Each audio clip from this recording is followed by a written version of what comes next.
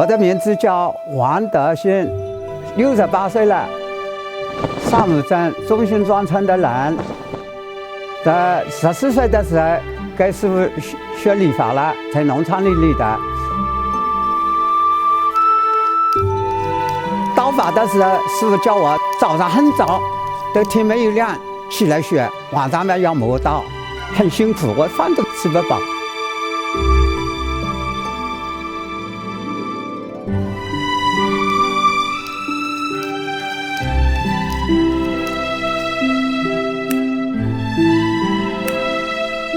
我呢学好以后，在农场里1年厂都包给我的，在这个理好了再换一个，换一个理好了再换一个，每个厂都连了。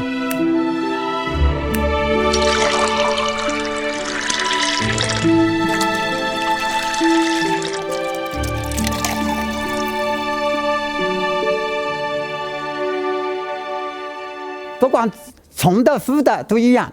就这个做，凭我自己的良心做起来。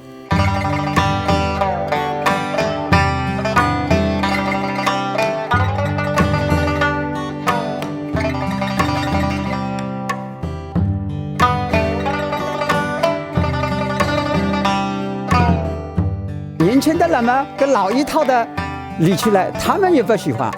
这个剃头的修女不赚钱，现在农场里都没有。